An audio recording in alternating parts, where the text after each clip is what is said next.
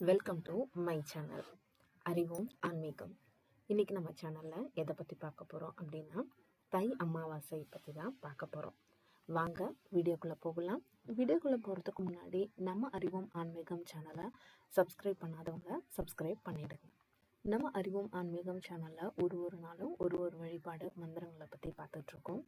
அந்த வகையில் இன்றைக்கி நம்ம பார்க்கக்கூடியது 7 தலைமுறை பாவத்தை நீக்கி நமக்கு புண்ணியத்தை தரக்கூடிய தை அமாவாசை வழிபாடை பற்றி தான் பார்க்க போகிறோம்.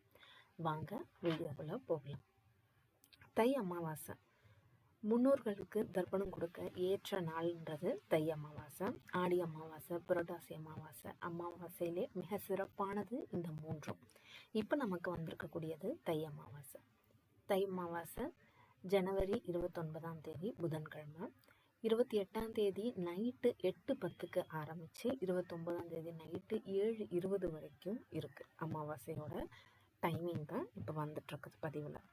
நாம் செய்யக்கூடிய தர்ப்பணம், தானம் போன்றவற்றை ஏற்று நமக்கு ஆசை வழங்குவதாக தான் சொல்லப்படுறது தை அமாவாசையோட விரத முறை. அதோட நம்மளோட ஆன்மீக பலனும் அதிகரிக்கும். அமாவாசை அன்னைக்கு நம்மளோட பாவம் நீங்கி முன்னோர்களோட ஆசையை பெறத்துக்கான வழிபாட்டு முறை தான் தை அமாவாசை.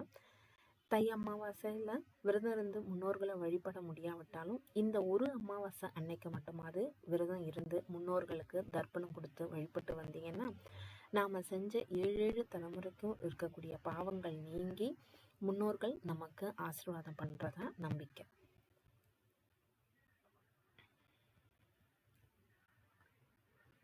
தை அமாவாசை அன்னைக்கு தர்ப்பணம் அளிப்பது மட்டும் இல்லாமல் தானம் செஞ்சிங்கன்னா ரொம்பவே சிறப்பு.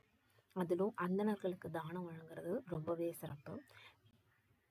முன்னோர்களுக்கு தர்ப்பண காரியங்களை செய்து வைக்கும் அந்தணர்களுக்கு மட்டும்தான் தானம் அளிக்கணும்.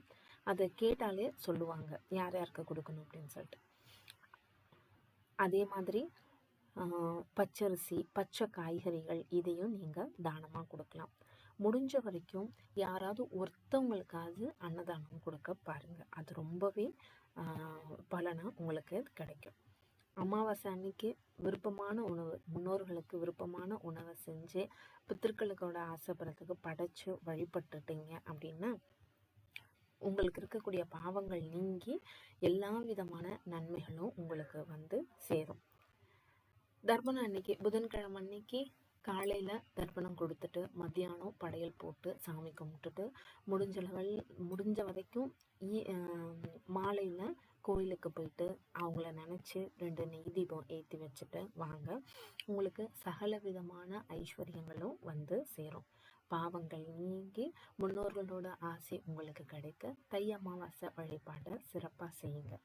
வீடியோ பிடிச்சிருக்குன்னு நம்புகிறேன். வீடியோ பிடிச்சிருந்துச்சுன்னா கமெண்ட் பண்ணுங்கள், ஷேர் பண்ணுங்கள், மறக்காமல் சப்ஸ்கிரைப் பண்ணுங்கள். முன்னோர்கள் ஆசை அனைவருக்கும் கிடைக்கட்டும்.